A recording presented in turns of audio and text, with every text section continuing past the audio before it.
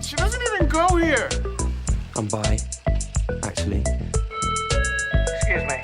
Could the ugly, untalented gays please report to the principal's office? Hi, I'm Kurt Homo, and I'll be auditioning for the role of kicker.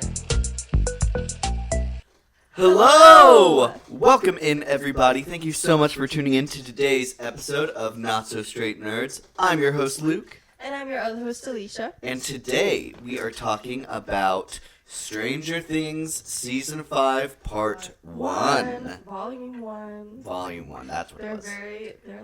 We're not like other shows. In what way? With the Volume 1. Right. I'm pretty sure that's what Netflix does, though. I'm pretty sure that's what they call their Part 1s and Part 2s. Sure. I think it depends on the show. Yeah. This one feels like wonder volume why. feels appropriate. Yeah. Especially for the finale, for the conclusion that is going to be season 5. Epic finale. There's a lot to talk about here. This is our first time ever really talking about Stranger Things, so we will be spending some time talking about the prior seasons, since we've never been able to share our thoughts on those before. And then we are going to get into the nitty-gritty of what is so far out for Season 5. We will be talking spoilers for all of the show that is out so far, so if you have not seen it, definitely go watch that and then come back to us, and we'd love to hear what you think. So, before we get too far into this conversation... What's the vibe like? The vibes? Oh my gosh. I feel like we both sound sick right now. I'm not sick, I'm just tired. And also, one of our cars were broken into this morning, apparently. Really? Yeah. What happened? We were woken up to an officer knocking on our door, and I was like, "Hello, officer?" Oh my god. And he was like, "Don't worry, you're not in trouble. Someone just broke into your car." And I was like, "Oh, okay." Yeah. Crazy. You don't lock your cars? Cole doesn't lock his car. Cole. I know, what a silly... I'm, like, neurotic about how I always lock my car. Apparently just some, like, really old $3 lottery tickets. Like, $3 winning lottery tickets. This is why y'all should get a Ring camera. Y'all actually should. That's a good... They're not that expensive. But yeah, that's how my morning's going so far. Well, that's true. What time did you get woken up by that? Like, 9. Oh my god. Oh, that's not too bad. I was expecting like 7 or something, like really early. The craziest, like, I truly also in my head just don't understand being, like, going, like, and it wasn't, like, open or anything. The only reason they noticed was because the center console was, like, left up. So I'm still kind of like, so you were just, like, looking around parking lots for vehicles that were broken into? It feels like a very weird find. Yeah, I don't know. That's interesting. Maybe feels like we're supposed to go to you, actually, is how this typically works. Well, perhaps somebody clocked that someone was digging around in cars, because there's a lot of people with Ring cameras around. And then reported it, and so they went to investigate, and they saw that, and they were like, that's suspicious, like... That's suspicious. Maybe we'll lock his car now. Hopefully. We're calling you out. You're listening. Lock your car. Lock your cars, people. Make it a habit. PSA. Even if you need to put a sticky note, personally, I have to put sticky notes on, like, everything, or set a reminder on my phone. I can't remember anything in life. Do that. It's okay. We, like, look at the camera footage and inspect now. Dang. Anyways. How are your vibes? Better? Yeah, better than that, I guess. For some reason, I hate myself and like to clean my house the mornings before we film, so that I'm like, dust is all in my sinuses right now. Every time. If you're wondering if I deal with this every day, no. I just clean a lot on days we film, apparently. So that's really fun for me. What is the use? It's my own fault, though, so whatever. What else can you do? Anyways, about the show. So, first I wanted to open up the conversation towards the prior seasons, just kind of get some of our highs and lows.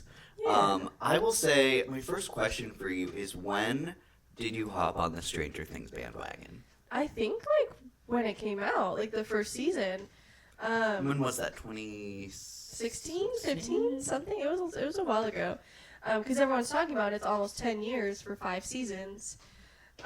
Which actually nowadays is not that bad. A season every 2 years, that's the normal for a lot of shows now.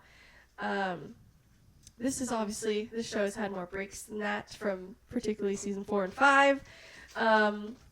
But, COVID strikes, they've had a lot to deal with as well. And, kid actors, that, limits things as well. So 2.5-hour finales will also, do that too. That will do that.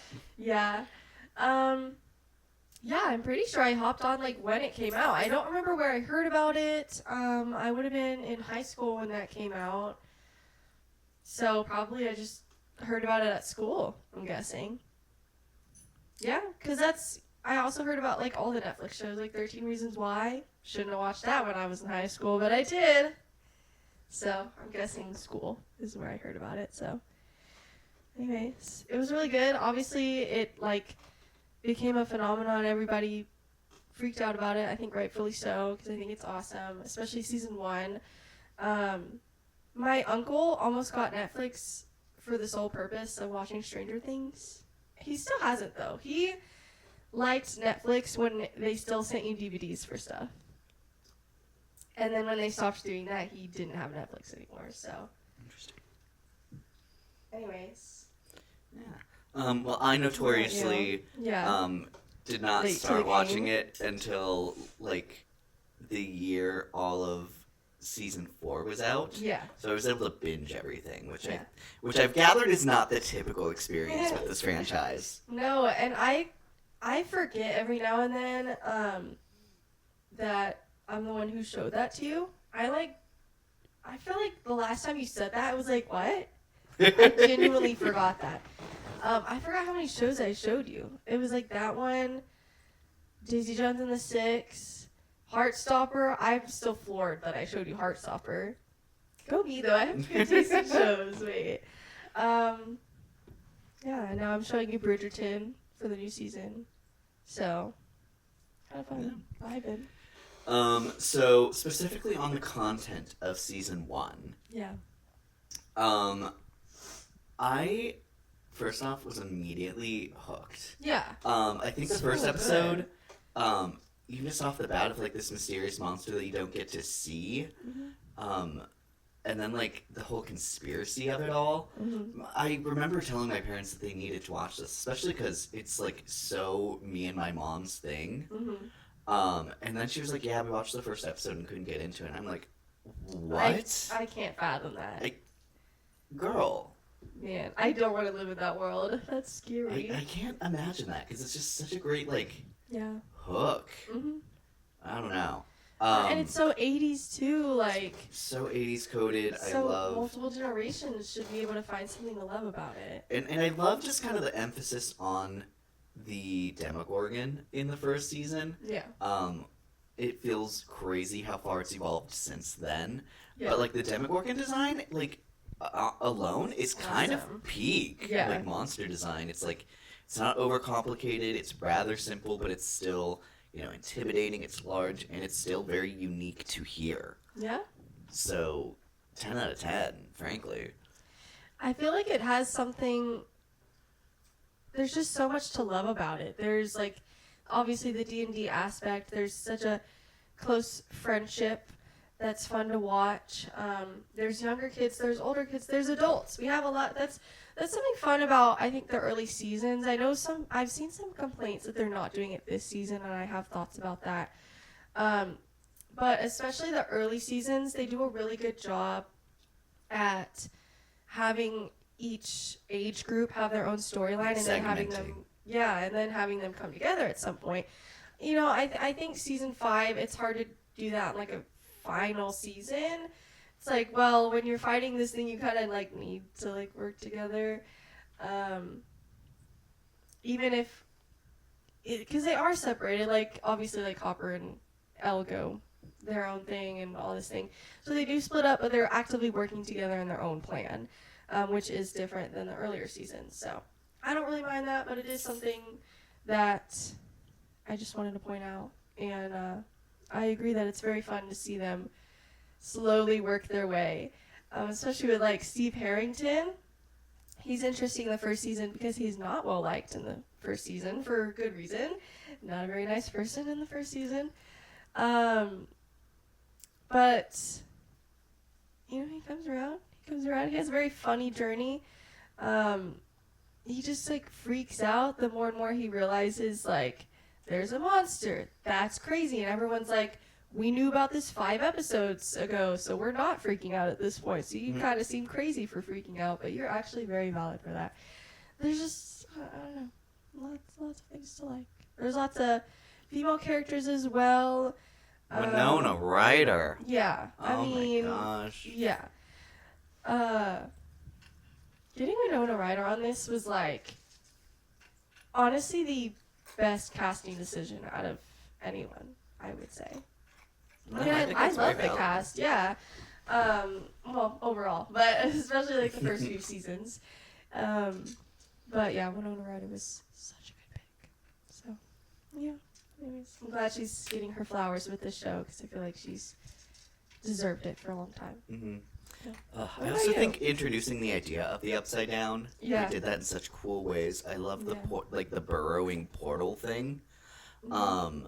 I love the design of it. The design truly of this show is just so like it scratches the brain, right? Yeah. So woof. It's so interesting. They have like monsters. They have a mystery element. They have, well, aside from monsters, they have a whole like supernatural like universe or area with the Upside Down. And then 11, we haven't even touched on her Yeah, yet. they Her have introduction is also powers. super cool. Yes. Essentially like a grounded 80s superhero, which is so cool. So There's cool. like, what I think is so cool about the aesthetic of this show is it's like this huge monster sci-fi like fantasy epic hidden behind like 80s nostalgia. And I think that is so cool. I agree. Very fun. Gosh, I feel like there should be more I need to say about the first season, but it's hard unless like, because I don't want to break it down too much because it'll just become its own video. But it's just so good. You know, I can understand parts that might put people off, like in the coming seasons, especially season 2 is I think largely considered the worst season. But I just can't imagine not liking season 1. If nothing else, you have like a perfect season of TV right there. So, one of the best. So, nice. Then, like you're saying, season 2. Season 2. I knew before I started any of this that season 2 was a weak link. I remember in high school hearing people be like, I think I'm just gonna not keep watching the second season. But then I can't remember exactly when 3 came out. I think it was still when I was in high school. I don't remember. But anyways, I remember conversation about like season 3 was amazing. Oh yeah, I love season 3. Arguably, I might like it better than the first season. We'll circle back to season 3. We're on season 2. Okay. Why do you think season 2 isn't as strong as its sibling seasons? You know, it's hard because I don't remember a crazy ton about season 2, which I think kind of speaks for itself. Because even with my memory, I remember a lot of parts of seasons 1, 3, and 4. Yeah, I don't remember being super interested in the sibling storyline either. I don't know why. I guess it was just kind of fun when Elle was like the odd one out, and then it became almost less cool when it was more people. Well, in any case, there was only one other person, Yeah. and I liked her powers a lot. Yeah. I feel like her setting felt really weird. Yeah. I think it always hurts the story to get away from the aesthetic. Yes, that it is was like so specific dark. to this Yeah. setting, and then it feels like it almost goes into a different show, which I don't think services itself very well. Yeah. And then I feel like it maybe would have been more interesting if there was more than just her. Like, I think it almost could have been interesting if, like, you were seeing what a handful of people with these kind of powers were doing. Like, maybe if it was doing, like, a more purposeful genre hopping kind of thing. I think there might have been something to do there. Yeah. But ultimately, Yeah. And then also the tunnels, I feel like were a weird hyper fixation Yeah. that I don't think was all that interesting. I will say the part of season 2 that I do like is that's when they introduced Max, and I love Max. Yes, Max was a great addition. Yes, absolutely. I think that was a very refreshing storyline, even if it was also sad and depressing. It was still like, it still felt like true Stranger Things. I also think maybe perhaps there's an argument that Will has more to do with this season versus season 1. He's like very much in the background because he's gone. Yes. But I will say his presence, I think, is still felt in the show in a really great way. Yeah. Season 2, I think, is easily the best Will is as a character on screen. I think so. And I think they do specific work. I remember the actor talking about, like, doing research on how people act when they're, like, possessed IRL. And I think that does come through. He does give us the iconic, your mom line. Iconic for that. He ate that. I gotta give him that. So, and then Bob. I liked Bob. Bob was a fun I thought addition. he was cute. Even though I do like Joyce and Hopper. I think they're cute. But I also thought her and Bob were cute. R.I.P. What did they call the mini Demogorgon dog? Forget his name. I don't remember. I know what you're talking about. Yes. I I don't feel remember like the. I feel like that was a pretty understated plot line until it wasn't. But I thought that was fun. Like Slurp. Not Slurp. That's Wednesday. But I feel like it's Newt. It's something like that. I don't know. Also, Steve being better now. I love Steve that. fitting into like the dad role with the kids, I think. What a great choice. So great. Yeah. It's still so funny from, I don't want to get too much into season 3, I know, but I still think it's really funny when he has that scene with Dustin. Why did I forget I his name always for a keep second? blanking on his name. When he does like the guts thing, and then Robin's just like, are all your friends children or something? Or how many children are you friends with? I think that is kind of hilarious. So, anyways. We also... Oh, and then also introducing the Mind Slayer. I Yes. think that's a super cool visual thing. Mind Flayer or Mind Slayer? Mind Flayer. Okay. Right. Yeah, I agree. Very fun introduction. They add some lore, which I think is interesting and is important later. They have some fun character introductions. They're just not, I don't know. It has like that sequel syndrome, but with TV. Yes, it does. It just feels like, okay, we're adding more lore, but the story overall is for sure weaker. But that sets up what a lot of movie trilogies do, where the third one's really good, the third season's really good. Arguably partially because of the work that was done in the second one, but it's still on its own, doesn't stand very strong. So. And then, remind me if I'm incorrect, but it ends with 11 closing the rift at the Institute, correct? Mm-hmm. I think so. And with that going into season 3, I think they leave like a perfect kind of setup for like the monster in season 3. Yeah. I think it's just so cool. Also, the beginning of season 2 is when they think that she's dead, 11. Yes, because she goes missing after Yeah. she gets rid of the Demogorgon in season 1. Yeah, which is very depressing. So that doesn't help either. It's just a very depressing season. The lore building is cool and important. The new characters are fun. I will say it also development. sets up the new lasting dynamic between Eleven and Hopper very quick. Yeah. And I think that's great. Yeah, I agree. That continues to be a very strong part of the show. Yeah, I also wonder if it just suffers because they're separated, but the individual storylines are not all equally interesting, which I feel like is something that happens in the other seasons. And then seeing them come together, I don't even remember if they do come together, like her and 8. Do they ever come together, or is it just her that comes? She comes back. 8 never comes. So anywhere yeah, near maybe the that's rest of the show. There's something to say about that as well. So I don't know. Obviously, since we're in spoiler territory, that storyline is now important. But was it worth it to get here? I don't know. We'll have to see what they do with that. No. In volume 2. So on to season 3.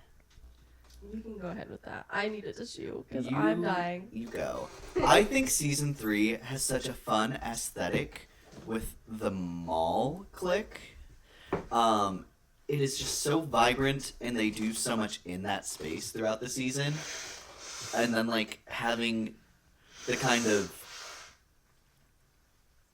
What am I trying to say? Like, the mall aesthetic being a cover for, like, undercover Soviet, like, supernatural, like, studies is so cool. It was a perfect aesthetic. I loved it. And it came at a time where I feel like malls were starting to die out, and then COVID was like the final nail in the coffin.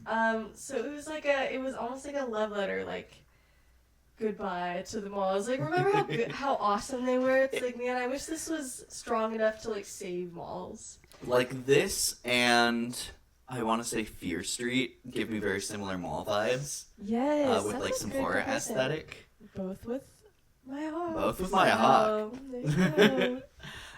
Speaking of Maya Hawk's introduction as Robin here, another amazing addition to this ensemble. Yes, I agree. Arguably, maybe the second was also. I don't know. Joseph Quinn was a really good catch for them too, in hindsight. But I love Robin. I adore her. So very good casting. And then she went on to. She's doing all sorts of things now. She's continuing to blow up in really interesting ways. Yeah, and she totally earned it too. So, very happy for her. Trying to think other great things. This was where I want to talk about the creature. I'm trying to remember.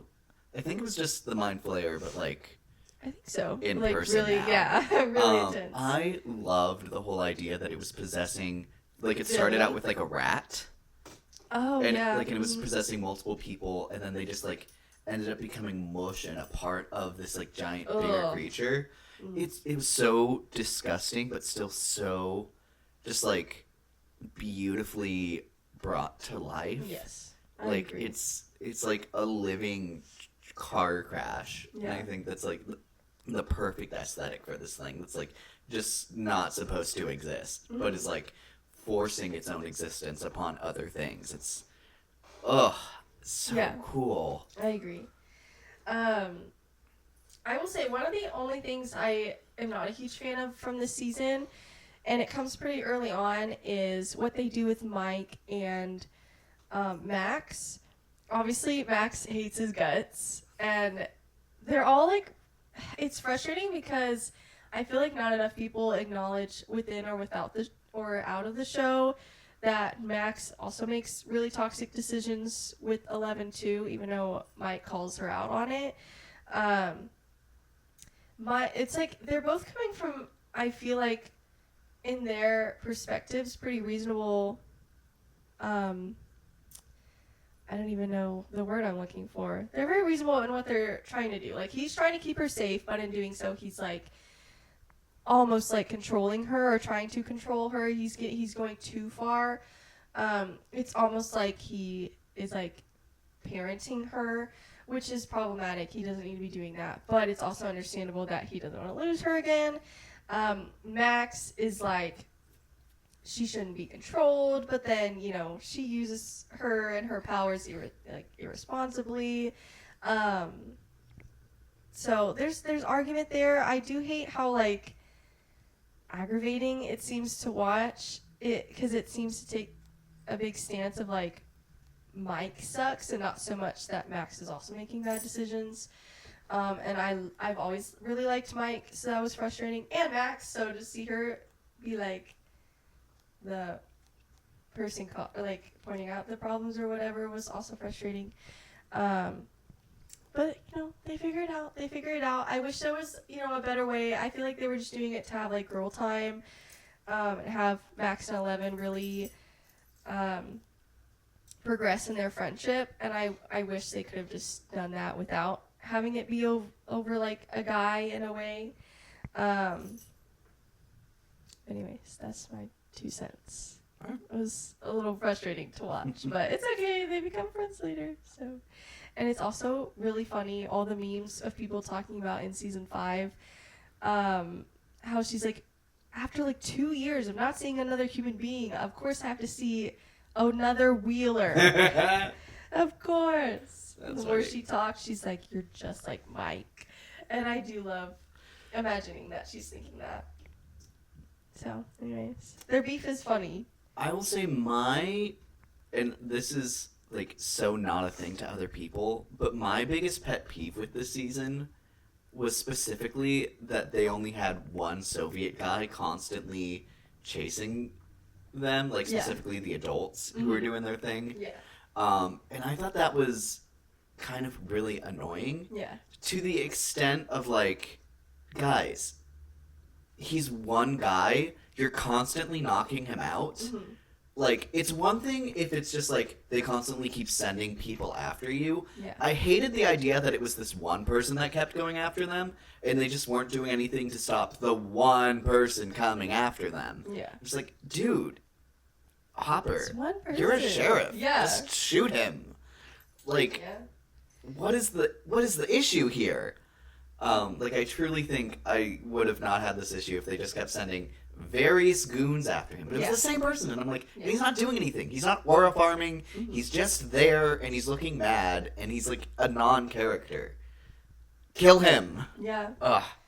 That just for some reason reminded me of another gripe, but this is more so outside of the show, how the amount of people thirsting over Billy. I'm like, he's I mean, sure, the actor is attractive. Sure.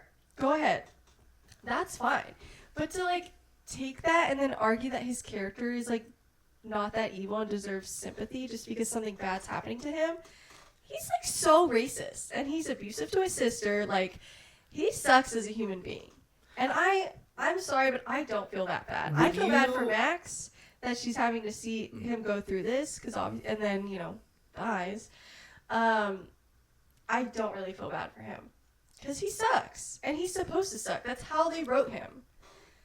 I'm like, just because he's hot doesn't excuse him from all those actions. There's plenty of hot guys in the show that are good people. Hence Steve Harrington. Yeah. Anyways. Well said. And I don't think it goes that far, but I think there's almost an element of like it being out of character how Billy ultimately goes. Mm-hmm. Yeah, it does seem interesting. Like obviously that's more set up so that Max can be where she is at the start of season 4. Yeah. And ultimately, I love where she is at the Yeah. start of season 4. So, agree. if that didn't go somewhere, I would probably have more of an issue with it. But Mhm. Yeah, I agree.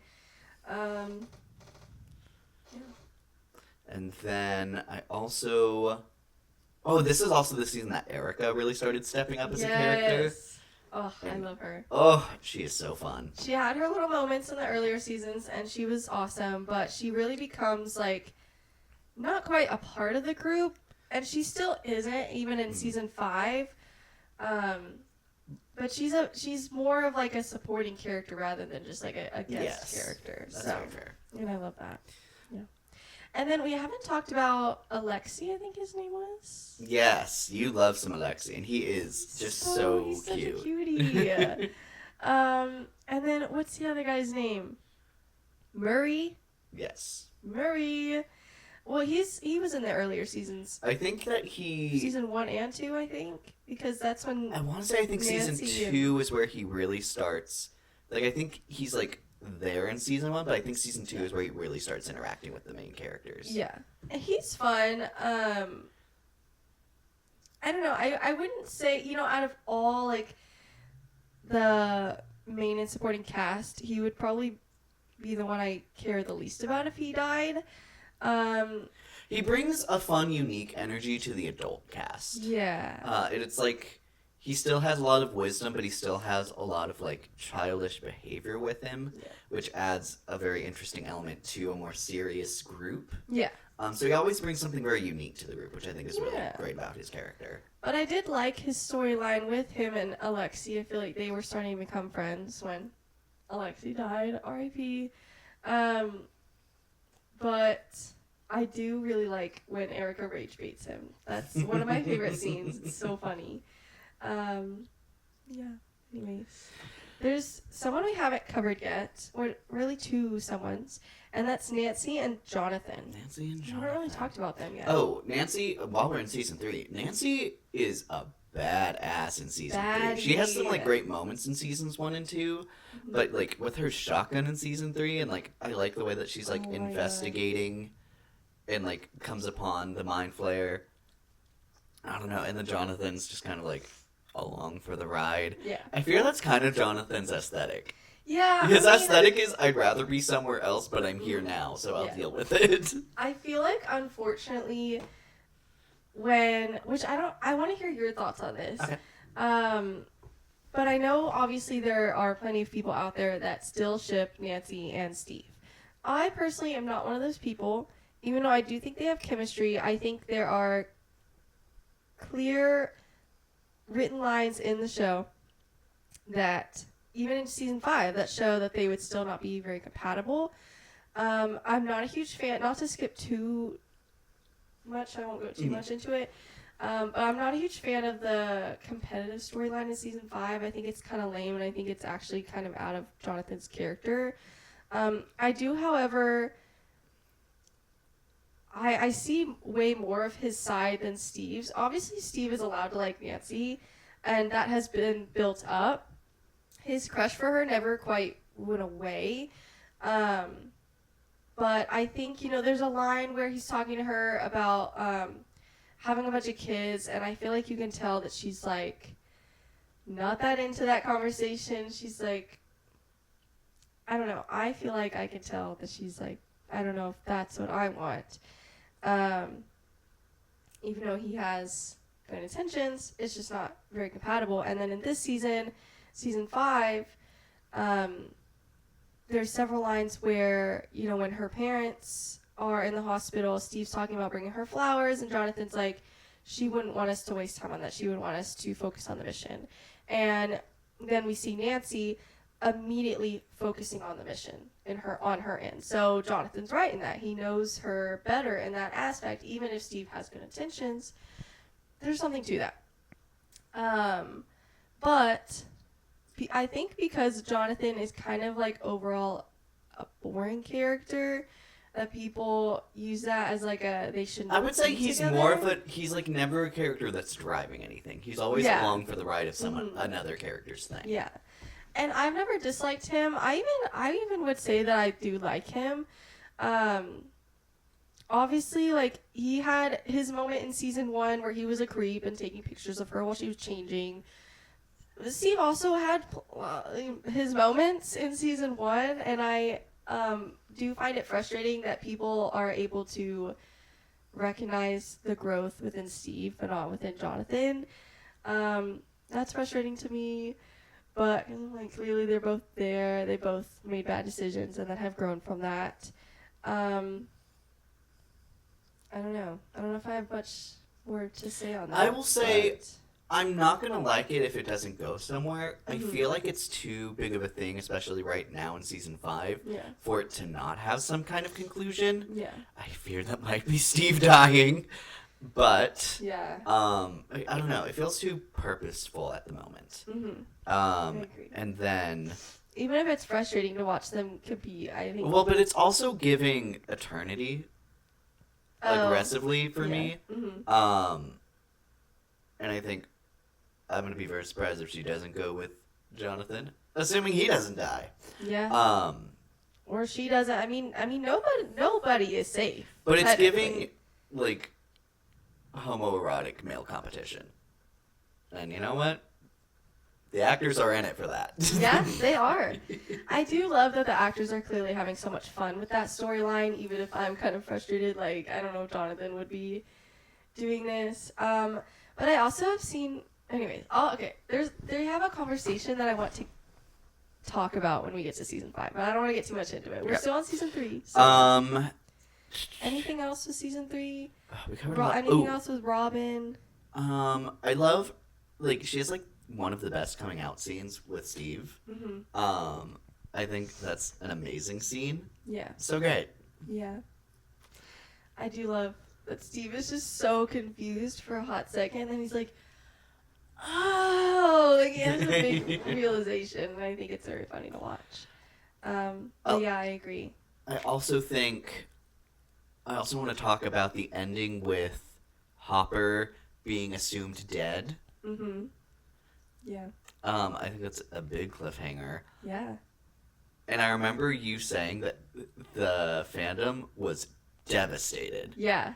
I feel like it's a little crazy in season 4 to immediately be like, yeah, if she just like looked down, she would have seen that he was right there. Yeah. I agree. I think that transition was a little weird. But it was a very emotional end to the season. Even though obviously there was like a post-credit scene where they talk about having an American, so you know who else is that gonna be? It was still devastating either way, so I think it was very effective. So I just wish the transition in the next season was maybe a little better with that. Like he couldn't have been like under rubble or something. I don't know, man. Like, maybe a little more, but.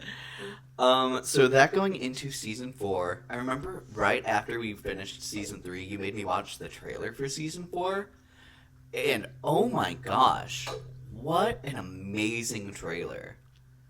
That's what I'm saying. Oh my They make gosh. some good ass trailers. Season 4 and the introduction of Vecna as like this overarching villain for the entire show, Yeah. I think was so strong. Mm-hmm. I think Vecna as a character and the mystery surrounding him, like the mystery element here, I think is as great as it was in the first one. Mm-hmm. And I think season 3 is like also in that same vein, but it leans more, I think, into the aesthetic to kind of sell that season. Mm-hmm. But the mystery here of, you know, one, Henry and Vecna, Mm-hmm. and then like the big half-season reveal that all 3 of them are the same person. Yep. Oh my gosh. It's crazy. And I remember thinking, like, Another great casting, Jamie yes, Campbell Bauer? I think that's how you say I his believe name. so. It's Somewhere. some combination of those words. Jamie. But he is so great Mhm. in all facets of his performance. I love his transition between like being really endearing to like 11 whenever they like are in Yeah. the flashbacks, and then Mhm. switching to like a complete sociopath. Yep. I've seen some people say that like he would be a great casting for like a Matt Reeves Scarecrow, and I'm like, yes, actually. That would be really fun. Gosh, I think he's just so talented. I will say, I think I've only seen him in this, and then he was also in that Horizon movie. Mhm. I've seen him also in the Mortal Instruments movie, Okay. the Shadowhunters thing. Have you heard of that show? There's a show, but then he was in the movie with. Lily I've watched the Collins. show, but I haven't seen the movie. I haven't seen it in forever, so I can't. I just remember they had insane chemistry, and he was really hot in that movie, and that's all. He's also Um, giving like, I feel like I wouldn't be surprised to find out that he's a background in Twilight, because he's giving Twilight vampire as well. Yeah, he is. He's in the Volturi. He's the one with the straight blonde hair. I forgot what his powers were. Right. I forgot what his powers were, but he was in that too. So you've seen him in more movies then. Okay. You've seen him in like technically like a few, because he's at least in a little bit in most of the movies. Yeah. I forgot about that though until you said that, and then I was like, yeah. I was like, why do I feel like that's so his aesthetic? Yeah. But I think, personally, I think season 4 is my favorite season. That's valid. I think season 4 is underappreciated because I feel like it started to fall into the trap of a few months after it came out, people started pretending that they always disliked it. And I hate when people do that. And it happens all the time when things start to get big. Like, this show is, like, on another level now. Mm-hmm. I still think season 4 is really good. I sobbed like a baby when Eddie died. Eddie. That's the thing. I remember I went into season 4 knowing Eddie was going to die. Yeah. And I'm like, I'm not going to get attached. I can't let myself get attached. And then, like, the scene he has with Chrissy, I'm like, oh, God. Oh, no. No, I think that's unfortunately part of what caused the whole, I always disliked it, because Eddie became such a big thing. I think a lot of women really liked him. There was a whole trend on TikTok that personally I found a little weird, but I'm glad people had fun with it. What, the Chrissy wake up? No, well, yes, but the weird one was they did his, like, in his introduction when he does the tongue thing, when he's like, they do that, and I'm like, I'm so glad you like the character, but you're not eating that. He's eating that, and you're not eating that. Almost every time. It was not just women, but it was a lot of people did the trend. So then, of course, like, women like something, and then everyone's like, oh, this sucks. This always sucked, actually. Even though, like, 2 months ago I said how awesome this was, now that women like it, it sucked, and it always sucked. So, I'm glad that you liked it. We can vibe. I also really like Vecna's power to, like, overtake people. Like, it's so, like, cinematic. Yeah. Like, they, like, go thing? into the air. The use of the clock, I think, was so fun. Like, the mind powers. Mm-hmm. I love kind of the clue in that it's very similar to, I think, 8 was her name, that character from season 2. Yes. That he's, like, somewhere between her and 11, I think is a really cool detail. Yeah. The aesthetic of them being in, like, the fake worlds was always really cool. He made, like, the Upside Down in that season feel like a place where creatures just were, like, roaming around, which was a very new thing, because, like, life was pretty, you know, there or not throughout before this season, but this was the first time it felt like there was, like, a way more, like, an organicness to it, which was very cool. Love the reveal that 11, if didn't create the Upside Down, made it what it is. I think this is where we also kind of confirm that the Upside Down is, like, a trapped in time version of whenever the portal opened prior to season 1, which I think is super fascinating, seeing the lore of how Vecna built the world. Yeah. How he's the puppet master behind everything. I love the house. Oh my gosh. Henry's house is so cool. It's giving, unfortunately, very similar to the It house. Yeah. To, like, an almost laughable amount where it's like, dude, did you guys accidentally move into the same house and just have never been in the same room as each other? I don't know. I will say, I mean, maybe that was purposeful because they do have their references. So, perhaps, maybe that was purposeful. I don't know. Then, I love the portals. Like, I've always loved the portals.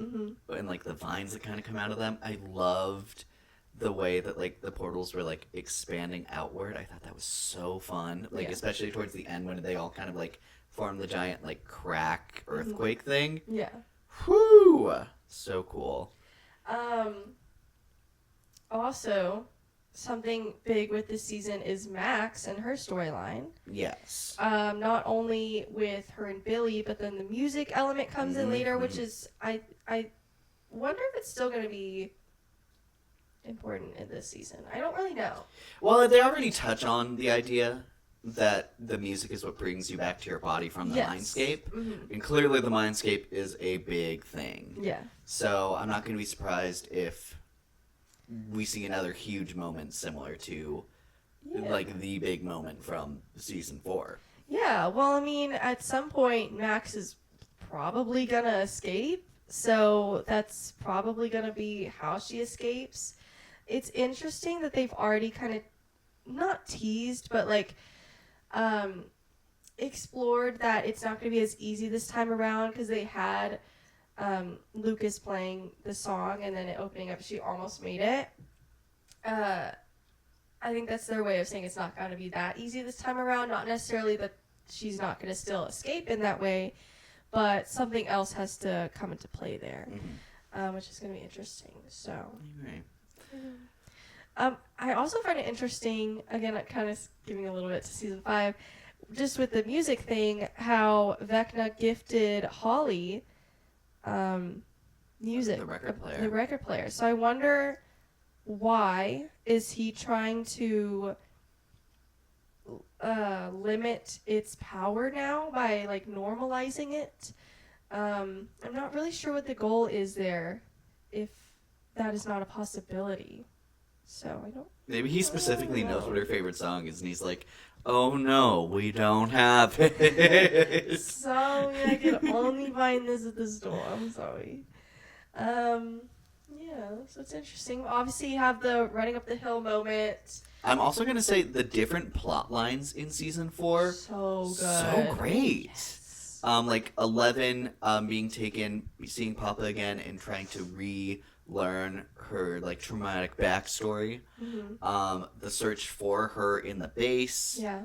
The trying to get Hopper out of the Soviet prison. So exciting. And then trying to remember what everyone else was doing. I feel like there's a big one. A lot of people were. And then everyone's investigating the Max. people who are, coming up and exploding with Eddie. Yes. Hiding Eddie was the big part. Yeah. Yeah, very interesting. Gosh, and each plot line was so interesting, which really is interesting. oh my gosh, Yeah. love.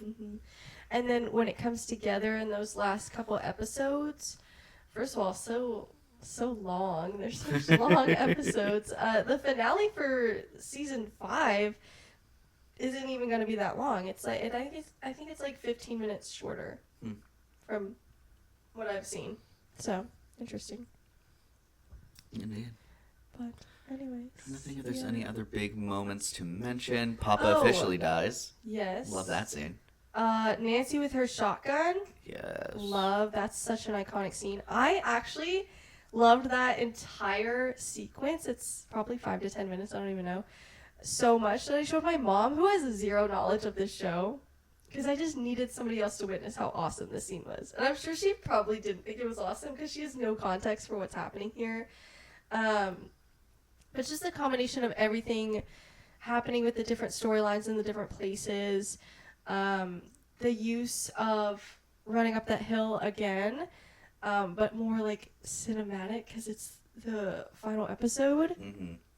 I can't tell you how awesome I felt in that moment, and was equally like devastated for what was happening as well. So. Oh, and then also with Max's ending in the season, I remember being so like horrified by that starting. Yeah. Oh my gosh, and then it leads to her, I can't see or feel anything. I can't. Both of them killed that scene, Ugh. and I adore them.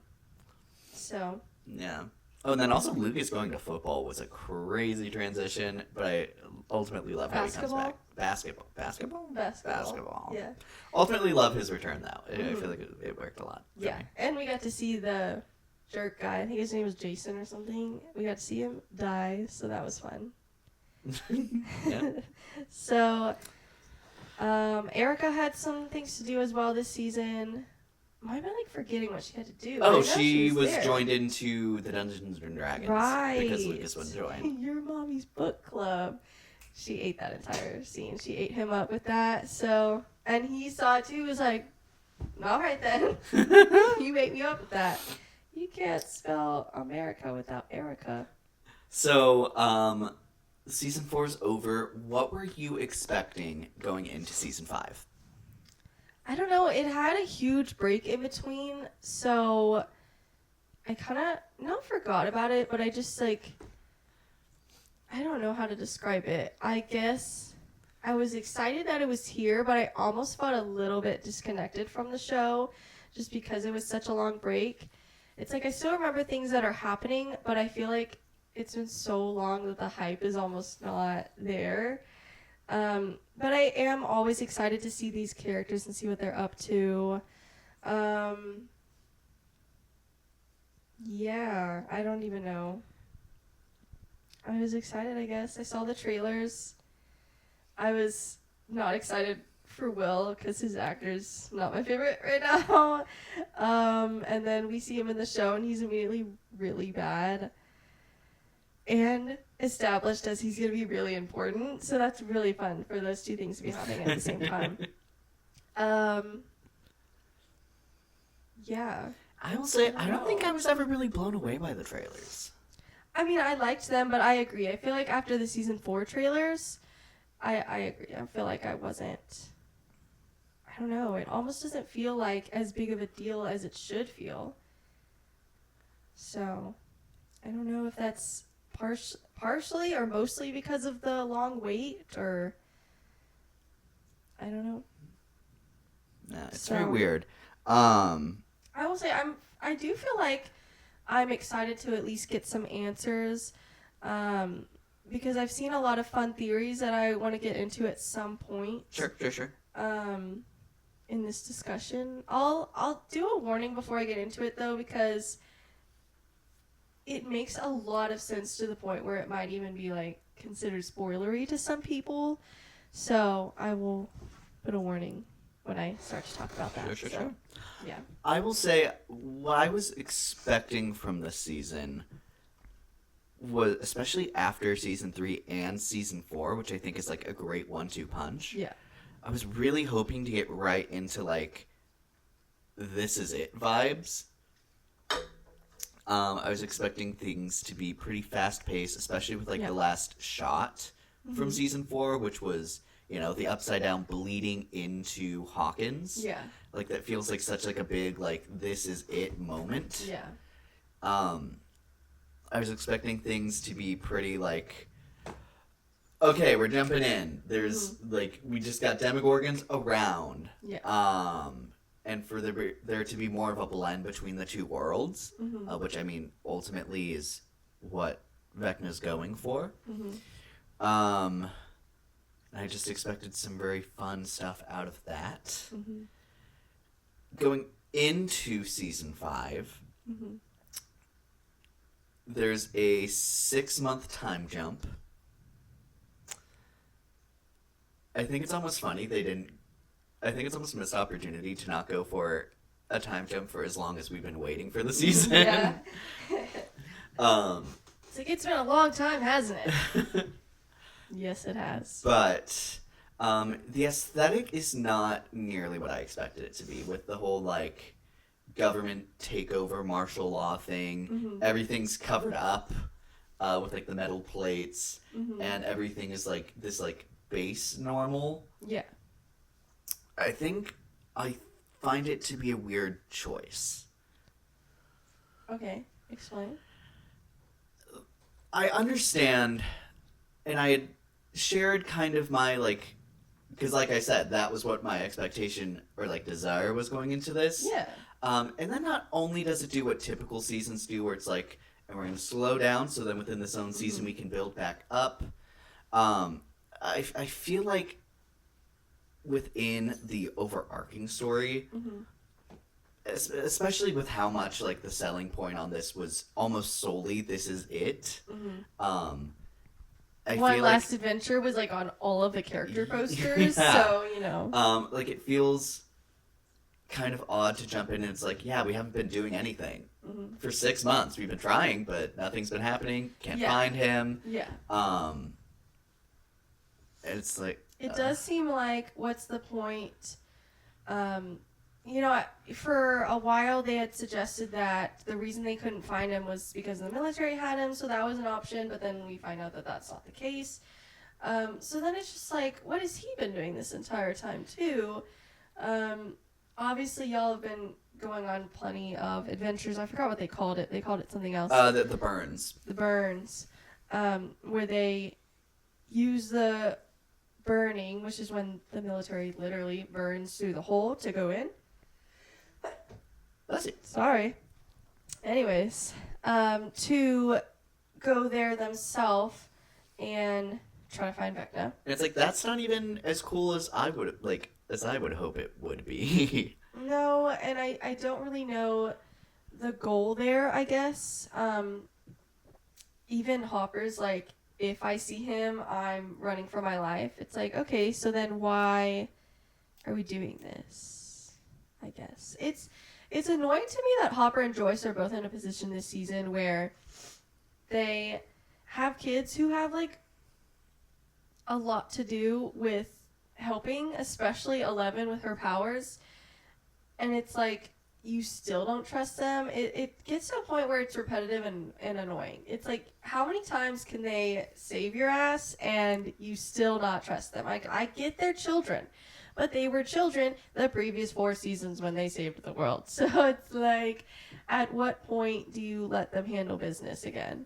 So, and I get, like, I don't want to get too far into Will, but I get that, like, he didn't have, like, Elle's powers. So he doesn't have that extra layer of safety, but he still has a unique connection that, other than 11, obviously, none of the other kids have, none of the other adults anybody has.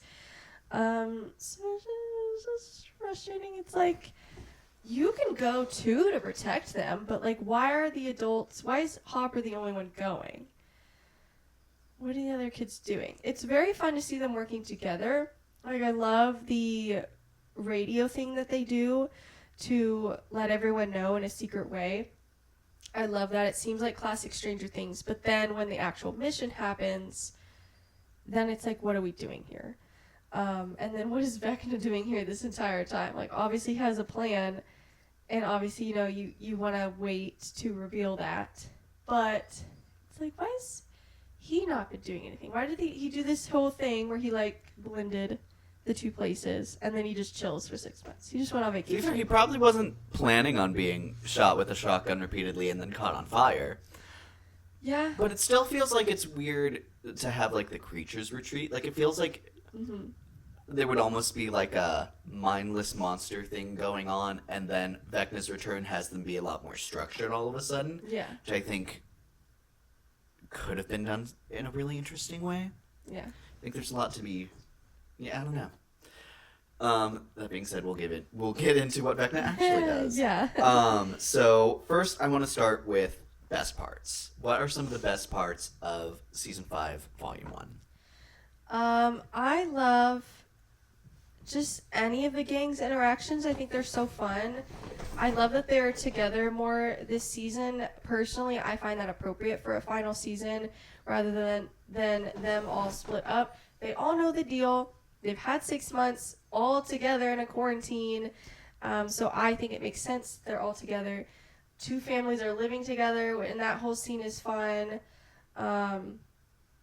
I love when they turn that one house into, like, a Home Alone situation, basically, even though it stresses me out how much damage they're doing. I love that scene. I still love it. I love when they drug the family with Erica. That's hilarious. I told you to eat the damn pie. Queen. Anyways, and then, let's see. I love that Lucas is standing up to bullies more. I love that all of them, I think, are standing up to bullies more. First of all, it's kind of a good use of, like, they look older than they are, so let's, like, maybe, like, narratively change some things from that. It's like, you can't, I wouldn't buy if they were still, like, bullied the way they were in season 1. They don't look like they could be. It's hard for me to watch Dustin be so on the outs with Steve and everybody, but I think narratively it does make sense. I think people are saying, like, it's out of character for him, and I think that's the point, is that, yeah, he's not a jerk. He's grieving, and he's in quarantine, and he's, like, forced to be surrounded by people that probably remind him of Eddie constantly. That would take a toll on you. And he's acting out. He's a kid. He's a teenager. Like, I think that makes sense for him, even if it's still, like, sad to watch. I like Mike a lot this season. I feel like he's getting more I feel like for a while he was so like he was just the character that always was worried about Elle. Versus season 1, he seemed like such a leader among the friend group, and I feel like he's becoming that more this season. That's why I liked his character so much. It's fun to see him get back into that role, especially among the other kids that they help later on in this volume. Also love his haircut. He looks so much better than last season. He looked rough last season. I think everybody looks really good this season, actually. So, I feel like there's a lot of things I'm leaving out. I could go. Sure. Go ahead. I love, even if it's a bit obvious, I love how Henry comes back in. I actually really love the idea of Vecna choosing when to come off as Henry versus Vecna. And then now he has another name, Mr. What's Mr. What's It. And I love Derek being like, he has a lot of names. I'm like, does. yes, he does. Yeah. But I super love the idea that he approaches these people as like an invisible friend. I think that's a really great kind of. This show's really great at kind of going for that nostalgia bait of something very simpler in childhood and then twisting it into something darker. Yeah. I think that's perfectly in the same vein as Dungeons and Dragons characters coming to life. Yeah. Speaking of, Derek grew on me so I fast. knew I was forgetting somebody. That kid one is episode. killing it. Oh my gosh. Like, whenever he's in the room, I love seeing the TikToks about, like, the ha! Yeah. Like, hitting them with the ruler. I also love, it came out that there's one scene where he tries to run away, his character tries to run away, and Will tackles him. And the actor's talking about, in that one of that scene, he got tackled a little too roughly. And, like, I think he, like, cut his leg or something, or hurt his leg, or I don't remember. And then Noah was, like, apologizing a lot to him. He's like, it's okay, Mr. I forgot what he said. He said, it's okay, Mr. Noah.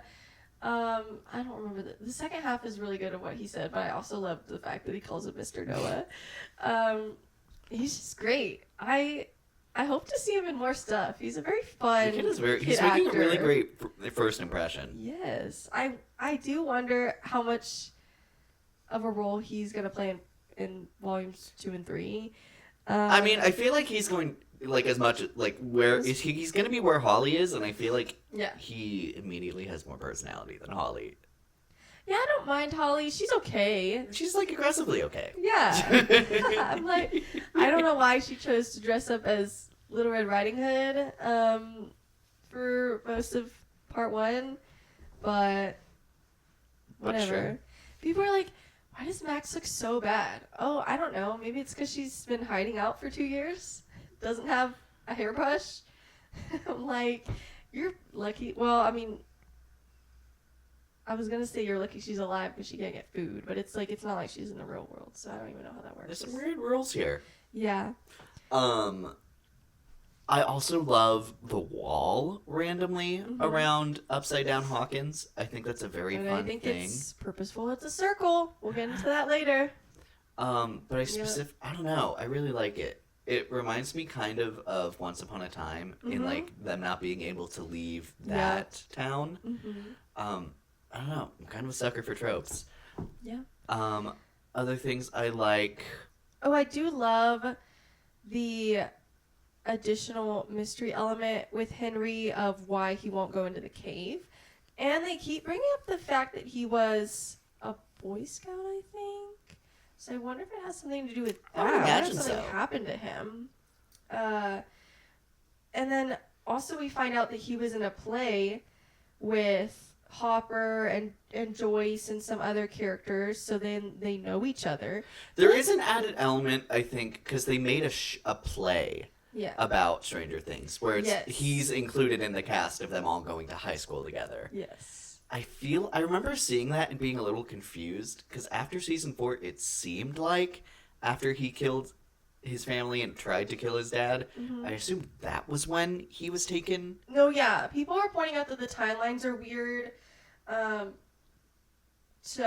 I do wonder if I would have even super clocked that they knew each other if I hadn't already seen that on Twitter. I don't know if if this is super obvious, I guess. It's hard to know because I went into it knowing, so Yeah. I don't know. I don't know. I'm very curious to see if they do something interesting with that. It feels like there should be something to be said there. Yeah. And at what point, at this point, what point is she going to find out that she knew him? So, other thing I really love is every time we see the Demogorgons. I Yeah. don't think they've ever looked better, Mm-hmm. and I love the way they like move. Like their movement is so satisfying here. Mm-hmm. I love the one that gets like home alone. I think Yeah. that scene is so great. No, and then Mrs. Wheeler killing it with the wine bottle, like baddie. Honestly, that whole like whenever they like go under like the bathwater, I think that's super cool. Also, people are making really funny jokes about Demogorgons when they find out they have to go to the Wheeler house, and they're like fucking terrified because not only of Mrs. Wheeler but Nancy too.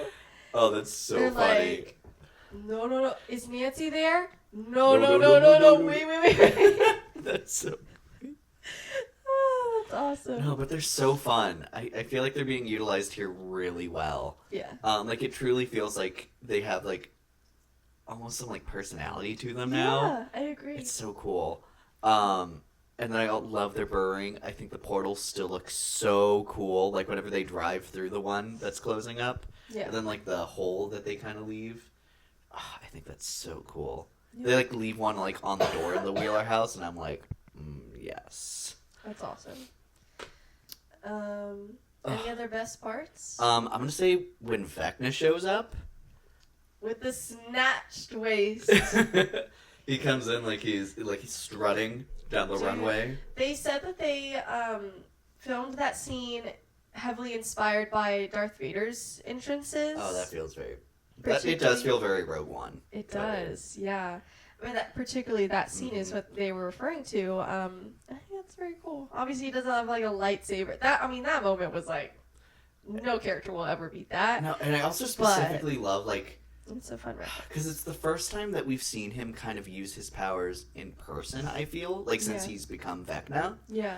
An added element is that like he's able to like contort his body out into like tendrils. The like bowling ball moment where he does the thing with the head. That's what people are referring it to. It's so They bowling balled his so head. cool. Yeah. And then seeing That's him scary. use his telekinesis again. It's just so cool. I love the voice acting to it. I love his entrance. I love his new look. We've seen in the trailer that he gets spikier for some reason. He's Yeah. not fully there yet, but I still see some spikes on him. Yeah. I just love him so much. I will say, speaking of him in the trailers, we did not get the scene where he says to Will, "You're going to help me one last time or one more time," which is interesting because now I feel like we can't fully trust anything in any trailers we ever get. So, not that was super misleading or anything, but it's just something of note. Mhm. So, they're changing things up. So Yeah. we shall see. Oh, I also love. We mentioned a little bit, but I like the prison escape scene with the Yes. children. Yeah. I thought that all progressed really fun. Yeah.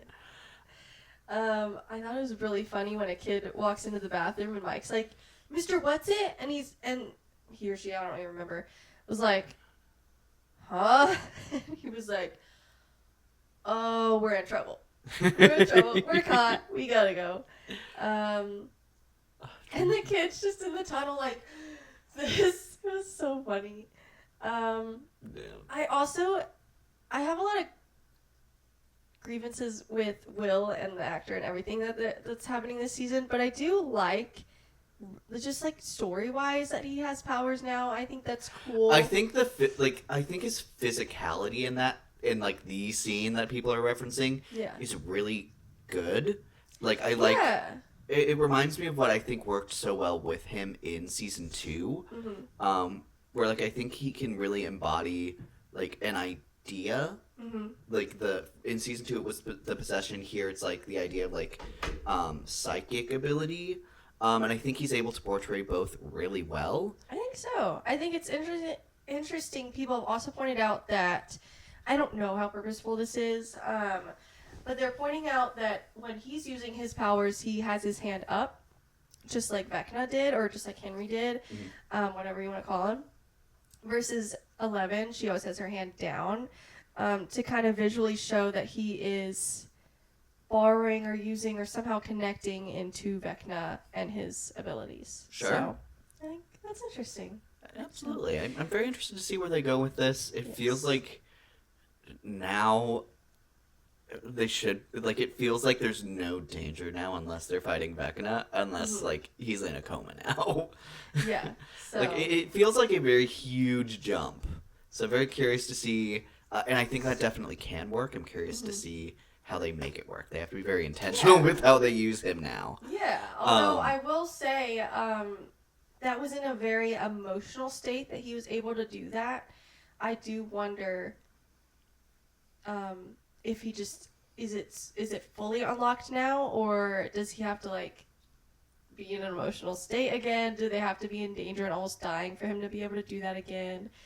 Could Vecna somehow limit that once he finds out that he's able to do that? I don't know. So we'll see. It's kind of like a Harry Potter moment where it's like him and, I wonder if they're going to explore that more, where it's him and Vecna and then like Harry and Voldemort, where because they're connected, it helps them, but it also helps the bad guy too. I think there's also going to be an interesting element, because the idea that Will has his powers because Henry is so like connected to him. Yeah. I specifically with like the Mind Flayer scene from season 2, I wonder if that's specifically where that link. Obviously, that's where it originated, but I'm wondering if him going into the minds of, say, I don't know, Sadie Sink's character, Max. I wanted to say Sam, but I was like, no. But in Max, like when Max comes back, is there something to look forward to there? Yeah. We have at least 4 kids currently in his little mindscape thing who now share a connection to him because they're in his mind right now. Yeah.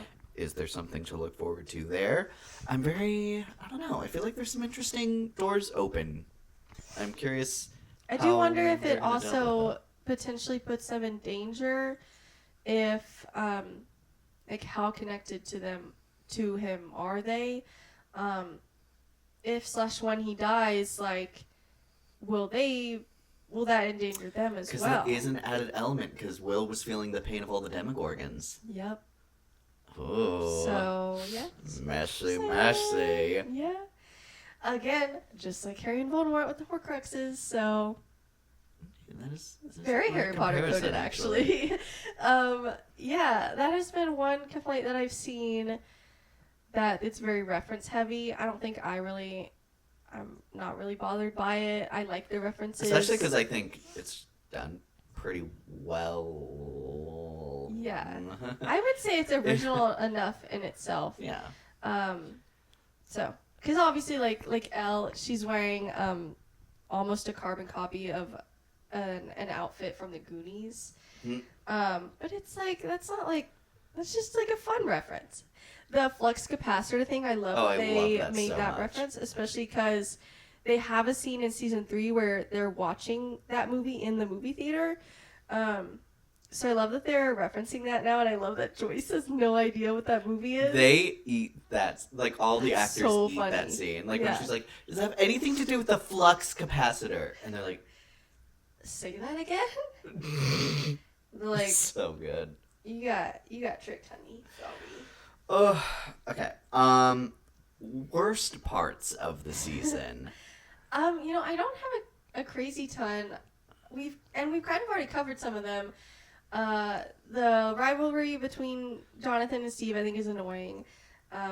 Obviously, it's hard to watch Dustin be so rude to Steve. I would say with Dustin, it feels like he's so disconnected to a point where he's detrimental to It's hard. everything else. Yeah, there's still a lot to cover. Like, the more and more we talk about this, I'm like, there's only 4 episodes left. There's My biggest concern specifically with Dustin's plotline is, like, there's so much happening right now. Like, we already are getting, like what the Yeah. heck is Lucas doing right now?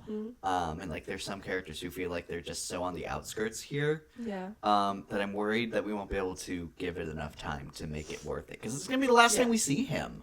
Well, and I do wonder when everyone was mentioning that they couldn't find him, like, y'all have 11 find him with her powers. Or, like, I don't know, care more that your friend is missing. I know, like, you have a lot going on. I get that. But I'm more so, like, you do have the ability to find him. So I guess why are we not doing that right now? But, whatever. Yeah. Whatever. Also, I thought it was kind of dumb that he was shocked that his snake was killed. Yeah. I'm like, you put it in your bully's locker. What did you think he was gonna do? Like, I'm still sad for the snake. That's like your fault. I actually like blame you for that because like you should have known that was gonna happen. But anyways, Yeah. that's fine. Obviously. Well, Will. Listen. Aside You from know the what? fact that I'll give him that last scene mostly. mostly. The physical performance I think is really great. Unfortunately, like 80% of his lines here are like unforgivable deliveries. Yeah. Like it feels like he's expecting almost every line he's saying to make it into the trailer. Yes. And I fear they only work if they're in a trailer. Yeah. Because they certainly don't work here. No, it's just the delivery is so bad. Like, obviously, aside from the fact that I'm not the actor's biggest fan right now, he's just, like, objectively bad, and I hate that just because he's not, like, the ugliest person alive this season that people are excusing that.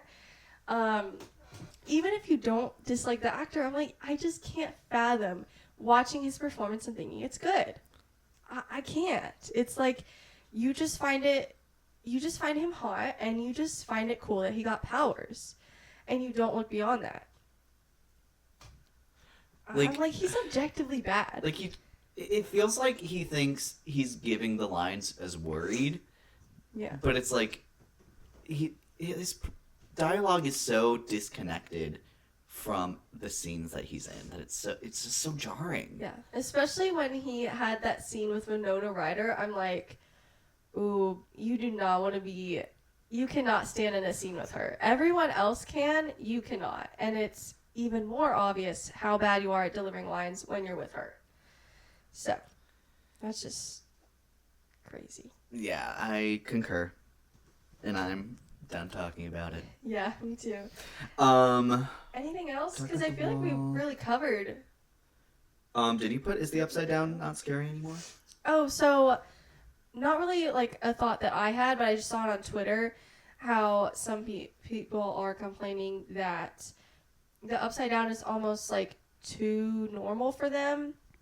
Like, they pissed on the wall and had no like real consequence. Oh my for god! it. Speaking of, another one of my things I don't like about this season is how big of a deal they were. Like, he pissed on the wall. What does he know? I'm like, I feel like if someone's peeing on that wall, they actually probably don't know enough to know that that's probably not a good idea.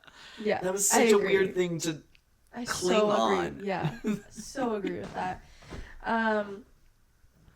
Yeah, but they just talk about, like, where are all the monsters and Demogorgons? Why are they not coming into the military base? Why is Vecna not doing anything about that? I feel like I agree to an extent. Clearly, there's a clear reason why, which is that Vecna's trying to, like, lay low to do whatever else he's planning. Yeah. And clearly wasting and the he's connected to the other monsters, so he can just simply tell them to stay away. But we've already known that. So it's not like the monsters are out doing whatever they want. They're a part of him. Yep. I do agree that I think that's a weaker choice. But to be fair, the Upside Down has always been this like eerie, empty place until season 4, where Vecna is coming in and making all of the monsters attack. Yeah. So that's already been a huge part of how the Upside Down works. Mm-hmm. Yeah, just wanted to point it out. I think that's an interesting note. I think there's some nuance to it, but ultimately I think it's just not. I think it's a purposeful choice, but not the strongest choice. Yes. Anything else before we get to? Yes, I also want to say I think every season so far has benefited in some part by adding something new to the show. Mm-hmm. Like season 1 is like the introduction, introduces the Demogorgon, like the base soldier fighter. Season 2 brings in the mini ones, the Mind Flayer, who ultimately is Vecna. Season 3 goes into like a more physical version of Vecna, and then also adds that amazing mall aesthetic. Yeah. And then into Season 4, we get Vecna and all of the lore of how all of this happened.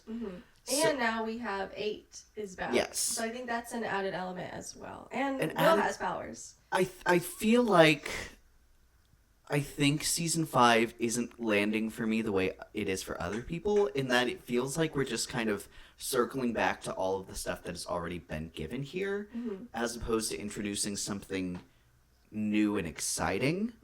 And I think that on top of just like the weird starting point, like it feels like there's not a huge hook to be like, this is why you need to watch this season, besides like, hey, you've already watched the other 4. Yeah. I feel like there's a missing element of like this is why you're watching Season 5 specifically. Yeah. Like there's parts of Season 4 and Season 3 that are like, hey, if you haven't seen the first 2 seasons, there's a reason you need to either start here or get through those quickly to get here. Yeah. I don't think that there's that for Season 5. So far. Yeah. I wonder if maybe they thought that the thing was going to be that Will has powers now. But then that's not even until the very, yeah. like, the halfway point so Yeah. far. It's pretty far into it. And also, I don't know, I maybe feel more excited if I wasn't literally cringing at 80% of his line deliveries. Yeah, I agree with that. It also reminded me, except it's leaving my brain now.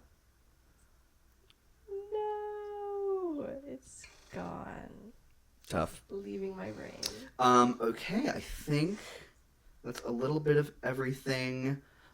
So our next section is what's next? What do we think is coming in Volume 2? Okay, so I guess this is as good a point as any to talk about the theory that I've been seeing float around. But this makes, to me, so much sense. So just be warned if you don't want to hear any theories, because it might come true.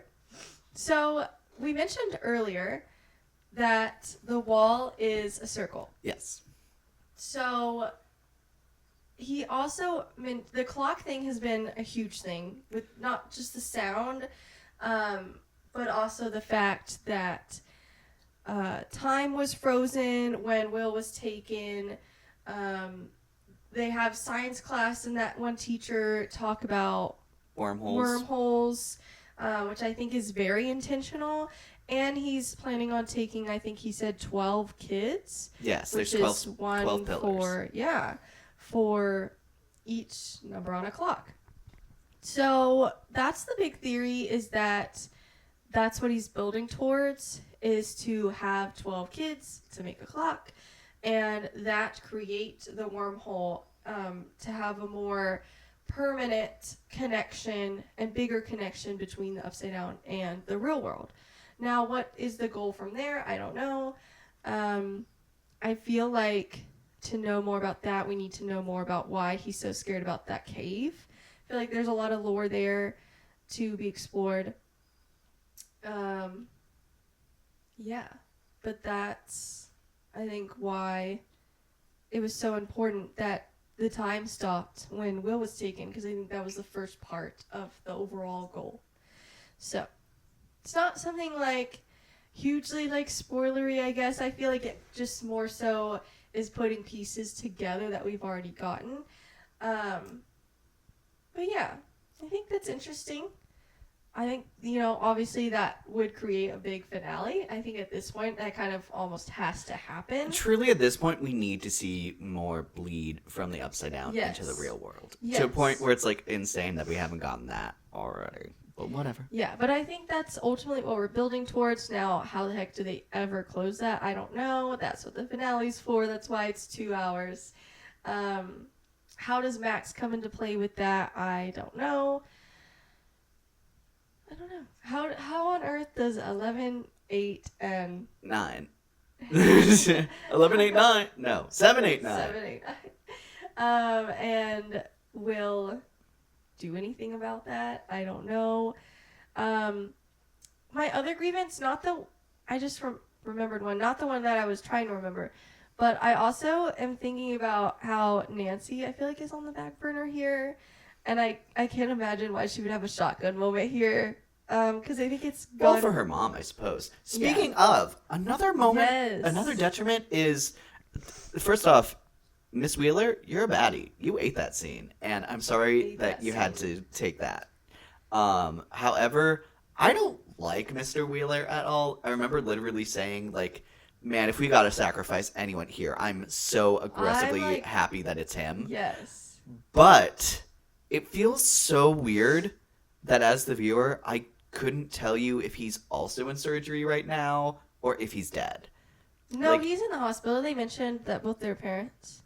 That's like what Steve and Jonathan were talking about. Both their parents are in the hospital. It feels very weird. But he's That very he's- forgotten. Which I'm like, yeah, I don't like care about him. But like, why aren't the kids at least being the ones to mention? In that any he's case, there? like, it feels like it would just be so easy to put him on the bed right next to their mother. Yeah. Like, we just don't Just have see there. him again. Yeah, we don't need like him to do anything important, but at least mention that he's there and that he exists. And frankly, like, we know he made it to the hospital. Yeah. But, like, do we know he made it alive? Because I remember his attack So. was very brutal. Yeah. I remember thinking, like, he's not have a lot of time. Yeah. I mean, surely, because I feel like they'd have to mention that if he died. It just feels But- like a crazy thing to be so on the back burner. Yeah. Yeah, they really just don't mention it. So, it's interesting. Also, I'm very excited to see Max interact with all of those kids. It's going to be really Oh, funny. her and Derek is going to be really funny. Yeah. Yeah, so that'll be its own storyline.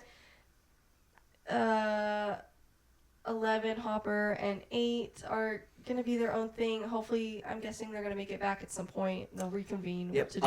And then it's the love triangle and Dustin are in the Upside Down in the church right now. Yes. And then everyone else is just out doing their thing, I suppose.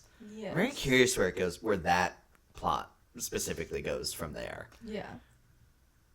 Especially because now that he has his 12 kids, I don't know why Vecna would need to come back to the right side up, we'll call it. He might not.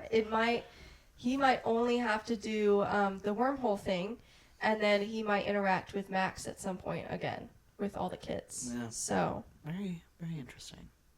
Yeah. Ugh. I don't know. That being said, any other predictions before we call it an episode? Ooh, if you think if any character was going to die, Oh, who do you think it would be? Steve, and then probably 11. I would say. Also, 11 and Mike's relationship is like non-existent this season. I mean, they're together, Mm-hmm. but like they've had like almost zero interaction, which is interesting. That is a fair assessment, actually. So, yeah, we have a lot to cover. With all the Vecna stuff, the different groups, 8 coming back, and then not to mention the smaller things like the love triangle thing. Oh, and Jonathan's gonna propose. Yeah. Her again. When the heck are you gonna propose, dude? Hopefully you're both alive at the Hey, end I of know your this. mom's in the hospital right now, but like, No, but like that's the whole point is that Steve is trying to do something like a gesture and he's like, no, she would want us to get to work and that she's getting to work. And it's like, yeah, she would want you to get to work. So, Steve, I love you and I want happiness for you, but that's not with Nancy. So, I actually would straight up call it bad writing. But the if they same end up way- together. I don't know. It's interesting the same way that this first part has officially taken Will pursuing Mike off the board. I'm curious to see if they're able to do that with Steve in a way that's not him dying. Mm-hmm. That would be nice because I feel like it's kind of lazy. It's like, oh, well, he's dead, so it's not an option anymore. I hope we get at least a little more closure, even if he does die. I hope we get closure before that. I'm gonna call it Jonathan's gonna propose to Steve. Period. He's like, I actually have 2 rings. And Nancy's just gonna be fine being both of their beards. Yeah. I don't know.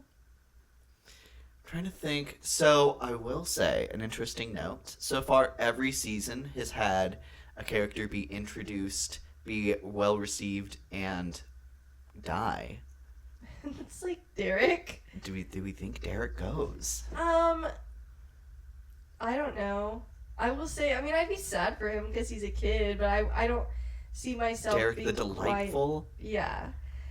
I feel like he would be on the same level as, like, Alexi, where I really liked Alexi, but, like, I feel like Eddie is, like, on a different level. So. He's very up there.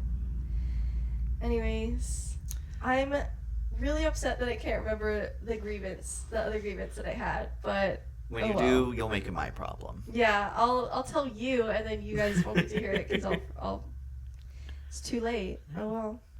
Well, for those who don't know, Part 1, Volume 1 is out right now. Volume 2 is going to be releasing on Christmas Day. Yep. So, can't promise when we will get to it, but we will do an episode when those 2 episodes drop next. Yes. Please let us know what you thought so far of Season 5. We'd love to see your comments down below. And until next time, I'm your host, Luke. And I'm your host, Alicia. And thank you so much for watching Not So Straight Nerds. Bye.